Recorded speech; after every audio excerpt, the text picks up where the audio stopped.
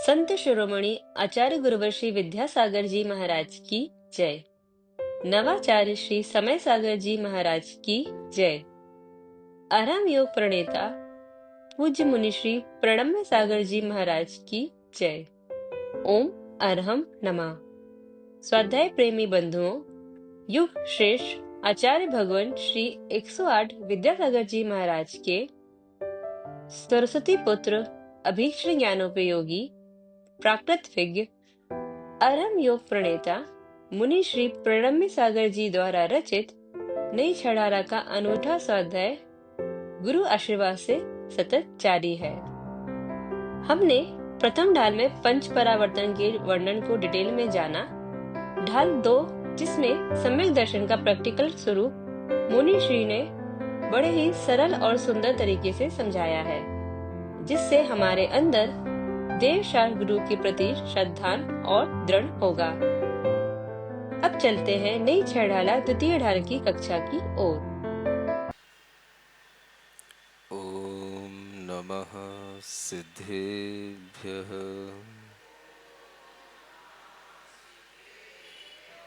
ओम नमः सिद्धेभ्यः।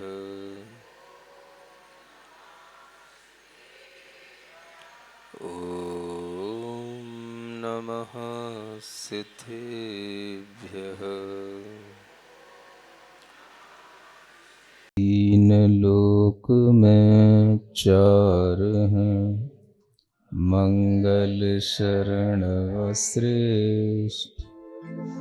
अरहत सिद्ध वसादुगण, धर्म जैन जग ज्येष्ठ। तीर्थंकर जिन देव की, जिन वाणी को ध्याय। सार्वधर्म संक्षेप से, कहूँ चित्त हुलसाए। वादिदेव आदिम तीर्थंकर श्री ऋषभनाथ भगवान की, वर्तमान शासन नायक श्री वर्धमान महावीर भगवान की, परम पूज्य आचार्य गुरुवर श्री विद्यासागर जी महाराज की नई छेड़ाला के द्वितीय ढाल में सम्यक दर्शन के अंगों की चर्चा करते हुए आपको निशंकित और निकांक्षित अंगों के बारे में उदाहरण देकर के बताया गया, और इसी क्रम में तीसरा अंग आता है निर्विचिकित्सा अंग, जो इसी नई छेड़ाला के दूसरी ढाल के 13वें छंद में यह निर्विचिकित्सा अंग का स्वरूप कहा गया है। गुणों को ग्रहण करने की दृष्टि मंद कसाई की जीव की पहचान है, और जितना जीव मंद कसाई होगा वो उतना ही सम्यक दर्शन की तरफ होगा, क्योंकि सम्यक दृष्टि जीव में अनंतानुबंधी जैसी कसाएं नहीं होती। उसकी कसाएं इतनी हल्की हो चुकी होती हैं कि उसके अंदर ये शांत भाव इतना अधिक हो जाता है कि अगर उसे किसी दूसरे के बारे में देखना होता है तो वह गुणों की ओर ही देखता है। और चलो सामान्य लोगों की बात छोड़ो, अगर उसे मुनि महाराज दिख जाएं और मुनि महाराज में उसे दुर्गंध पहले सामने आ जाए, मुनि महाराज तो बाद में आएंगे, पहले क्या पहुंच रही है अपने नाकों तक? दुर्गंध पहुंच रही है। अपने कानों तक पहले क्या पहुंच रही है? बुरी चर्चा पहुंच रही है। ऐसे रुग्ण, ऐसे दुर्गंधित, ऐसे बीभत्स, ऐसे घृणित मुनि महाराज का शरीर मैंने आज तक नहीं देखा जो इस नगर में आज देखने को मिल रहा है। और वह सब तरह की बातें सुनकर के वह वासवदेव मुनि चला जा रहा है। नगरवासियों की बातें सुन रहा है, उनका रिएक्शन भी देख रहा है, 10-20 लोग तो निंदा करके चले जाते हैं, गालियां दे करके चले जाते हैं, कोई कोई तो थूक करके भी चला जाता है, लेकिन वह किसी से विचलित नहीं हो रहा है, चला जा रहा है। एक आध कोई होता है जो ढंग से देखने वाला होता है और आश्चर्य करता है कि ऐसी स्थिति में भी मुनिचर्या का निर्वाह कर रहा है। कोई कोई ऐसा भी कहने वाला मिल जाता है और वो सुनता हुआ चला जा रहा है। उसका प्रयोजन तो राजा से मिलने का है, नगर के लोगों से तो मतलब ही नहीं, लेकिन डायरेक्ट राजा के घर में उतर भी नहीं सकते ना। वो चाहता तो वासुदेव विक्रिया करके डायरेक्ट राजा के घर में भी उतर जाता, तो वो एकदम से आश्चर्य का विषय बन जाता। तो वो जो है मुनि महाराज वाली फीलिंग नहीं आती कि भाई ये चल करके आ रहे हैं। इसलिए नगर के बाहर से उसने ये कहा कि नगर के बाहर से जैसे मुनि महाराज वनों से निकल करके आते हैं, नगर के बाहर से प्रवेश करते हुए आ रहे हैं, सबके परिचय में आ गए, हाँ ये मुनि महाराज है। और चलते चलते चलते चलते राजमहल में घुसने में भी उसे रोका गया, लेकिन फिर भी उसने कहा कि नहीं, मुझे राजा से मिलने के लिए आया हूं, मुझे राजा से ही मिलने जाना है। और राजमहल में अगर कोई आहार के लिए जा रहा हो तो मना भी नहीं किया जाता, और मुनिराज हो तो और भी मना नहीं किया जाता। तो किसी ने मना भी किया तो किसी ने उसको समझा दिया और वह राजमहल की ओर आगे बढ़ गया। राजा को पता पड़ा कि कोई मुनिराज इस तरह से राजमहल में आहार लेने के लिए प्रविष्ट कर रहे हैं। तो राजा सामने आता है, अनेक श्रावक लोग उसको रोकते हैं, राजन मत जाओ, इतनी दुर्गंध आपसे बर्दाश्त नहीं होगी और ये भी बीमारी का कारण बन सकती है। एक कोरोना जब अनेक लोगों को मार सकता है तो इतनी दुर्गंध से तो बड़ी बड़ी बीमारियां हो सकती हैं, राजन मत जाओ। और राजा को पता पड़ गया कि वह दुर्गंधित शरीर को धारण करने वाला कोई और नहीं है, वह एक मुनिराज है। मुनिराज हैं तो मुनिराज के पास तो जाना है, और कोई होता तो फिर भी सोचते।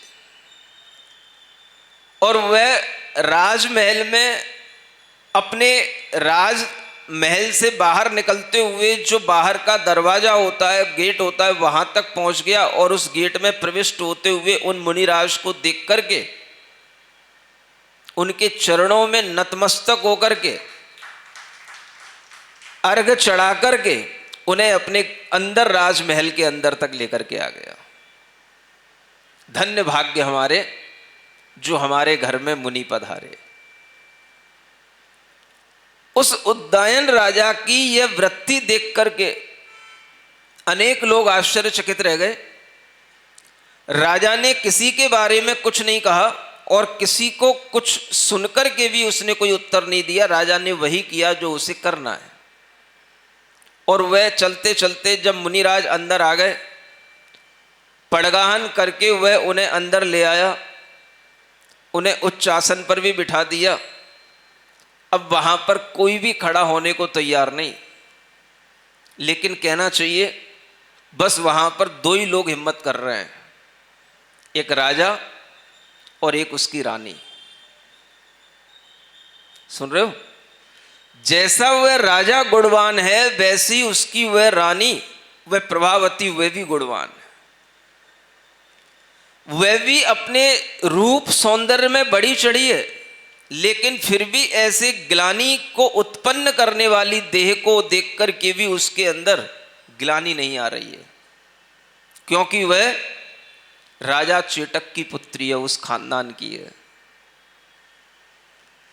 ऐसी वह रानी के मन में भी किसी भी तरह की जब ग्लानि का भाव नहीं आया, तब लोग आश्चर्य में पड़ गए। अनेक दासी दास, अनेक और राजमहल में रहने वाले लोग कोई भी सामने आने की हिम्मत नहीं कर रहे, और बस राजा और रानी दोनों आगे आगे होकर के लेकर के आ गए, उच्चासन पर बिठा लिया, पड़गाहन करने की सारी विधियां कर ली, पूजा कर ली, और यह सोच करके कि मुझे मुनि महाराज का लाभ मिला है, उन्हें कोई दुर्गंध उनके लिए पीड़ित करने वाली नहीं हो रही।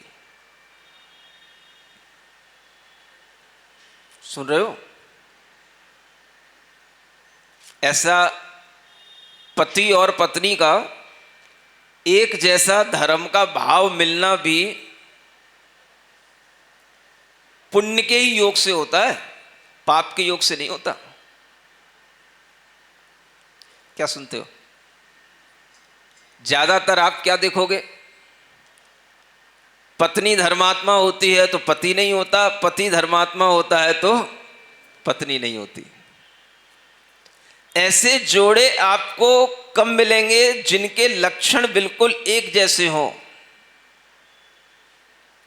शादी से पहले गुड़ मिलाए जाते हैं, शादी से पहले सब मिल जाते हैं गुड़, और शादी के बाद सारे गुड़ बिखर जाते हैं, सब गुण बदल जाते हैं। ये गुण आगे भी बने रहें, ये पुण्यात्मा जीवों को ही इस तरह की पत्नियों का लाभ मिलता है कि अगर वह धर्मात्मा है राजा तो उसकी रानी भी उतनी धर्मात्मा हो, दोनों का दृष्टिकोण एक जैसा हो, विपरीत ना हो, एक द्रव्यार्थिक न्याय वाला हो, एक पर्यायार्थिक न्याय वाला हो। ऐसा विपरीत दृष्टिकोण होगा तो धर्म नहीं हो पाता।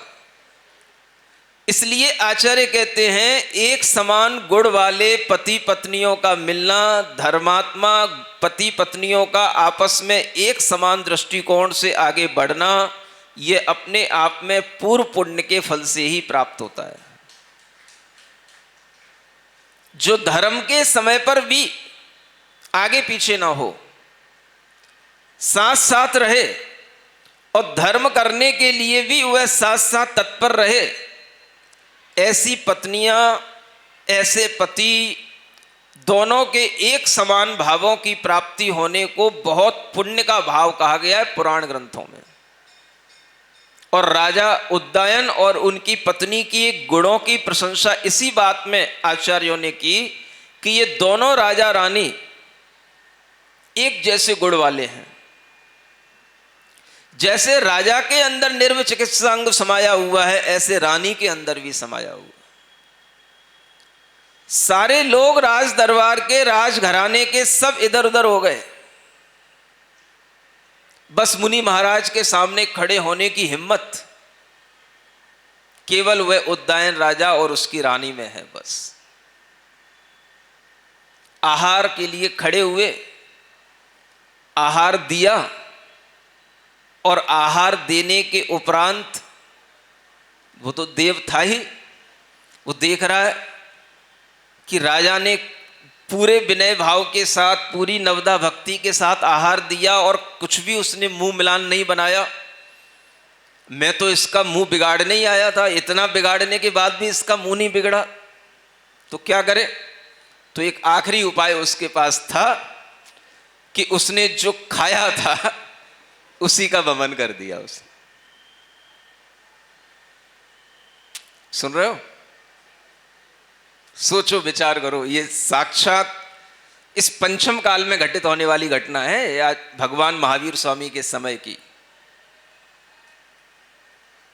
एक राजा क्या इतना बड़ा धार्मिक हो सकता है, इतना उसके अंदर मुनि के प्रति प्रेम भाव हो सकता है, मुनि की गुणों में इतना उसके अंदर आकर्षण हो सकता है कि वह इतनी बीभत्सता में भी बिना मुंह बनाए हुए खुद आहार देने को तत्पर हो जाए। सुन रहे हो? इस सबके लिए सोचने की बात है, आपके लिए भी, हमारे लिए भी। ये सबके लिए सोचने में जब आता है, विचार करने में आता है, तब लगता है कि अपने अंदर वह गुण है कि नहीं। जब सामने हम गुणवान लोगों को देखते हैं तब लगता है कि क्या ऐसी स्थिति अगर हमारे सामने होगी तो क्या हम कुछ ऐसी विचार, ऐसी भावना से किसी की सेवा कर पाएंगे कि नहीं। नहीं समझ आया? अगर कभी आपको ऐसे रुग्ण मुनि मिल जाएं जिन्हें सेवा की आवश्यकता हो, वैयावृत्ति की आवश्यकता हो, तो कितने श्रावक तत्पर हो पाएंगे कि हाँ हम सेवा कर लेंगे। सुन रहे हो, ये बहुत बड़ी चीज है। हर तरह के ग्लानि भाव को जीतना, उससे ऊपर उठना, हर तरह की उनकी सेवा करने के लिए तत्पर रहना, यह सोचते हुए कि यह शरीर की दशा है, उनकी आत्मा तो रत्नत्रय से पवित्र है, इसलिए हम शरीर की सेवा नहीं कर रहे, हम रत्नत्रय की सेवा कर रहे हैं, जो इस देह के आश्रित होने पर ही हो सकती है। ऐसी विचारधारा जब किसी भी व्यक्ति के अंदर होगी तो ये निर्विचिकित्सा अंग उसके अंदर समाएगा। सुन रहे हो, निशंकित अंग भी सरल हो सकता है, निकांक्षित अंग भी सरल हो सकता है, लेकिन ये तीसरा निर्विचिकित्सा अंग तो कुछ ज्यादा ही कठिन दिखाई देता है। आप सोच रहे होंगे कि अनेक लोग इस तरह की पहले प्रैक्टिस करते हैं तब जाकर के कभी कुछ कर पाते हैं। डॉक्टर लोग भी होते हैं तो सब मुंह बांधे रखते हैं, सब तरह के ऑपरेशन करते हैं, सब तरह का डायग्नोस करते हैं, लेकिन बिना मुंह बांधे हुए, कुछ ना किए हुए इस तरह से करना, ये जिस वैद्य के अंदर आ जाएगा वह सम्यक दृष्टि निर्विचिकित्सा अंग को धारण करने वाला वैद्य कहलाएगा। अब जब वह राजा रानी देख रहे हैं कि आहार दिया और वमन हो गया, वो तो और ही दुर्गंधित हो गया, और सामने ही सामने कर दिया, खड़े ही खड़े कर दिया, फिर भी उस वमन से अपने आप को कहीं दूर ना हटा करके जैसे तैसे अपने को उससे बचा करके, साफ करके, तुरंत ही वह मूर्छित होकर के गिर पड़े मुनि महाराज, तो उनको उठा करके उनको साफ किया, पहले उस स्थान को साफ किया, मुनि महाराज को साफ किया, और अपने लिए पश्चाताप होने लगा कि मैंने ऐसा क्या खिला दिया कि खाते खाते ही वमन हो गया, मेरा दान ऐसा कुदान कैसे हो गया, जिसके कारण से वह मुनि महाराज की पीड़ा और बढ़ गई। मुझे तो कुछ औषधि के रूप में उन्हें सेवा करते हुए अच्छा कुछ देना था, लेकिन ये उनके लिए विपरीत कैसे हो गया। हाय मेरा मिथ्या दान, हाय मेरी मिथ्या बुद्धि।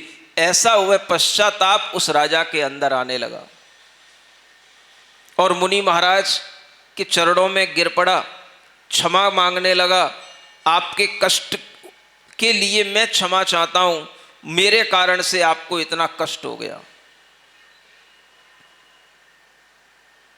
सुन रहे हो, बस परीक्षा की भी अति हो गई, और जहां अति हो जाती है वहां पर इति हो जाती है। इति माने द एंड। जब इतनी परीक्षा होने के बाद भी उस राजा ने उन मुनिराज की इस तरह से सेवा कर ली, तो तुरंत ही वहां पर सारा का सारा वातावरण बदल गया, और वह जो मुनि महाराज थे वो एकदम से अदृश्य हो गए, और वह चमकता हुआ वासव देव उनके सामने खड़ा हो गया और आकर के राजा के चरणों में गिर पड़ा। सारा वातावरण बदल गया एकदम से, अलग ही तरह की जगमगाहट, अलग ही तरह की चमक, रोशनी, सुगंध उस स्थान पर जहां पर वह हार लिया था, सारा सब कुछ एकदम से परिवर्तित हो गया। और वह देव, वह राजा और रानी दोनों के चरणों में प्रणाम करके कहने लगा, मुझे क्षमा कर दो,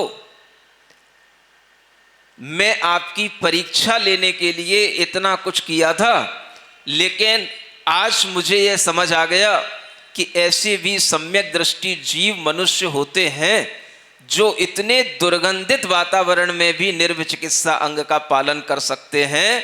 मैं इसी परीक्षा करने के लिए सौधर्मेंद्र की सभा से उतर करके यहाँ इस भारत में आया था।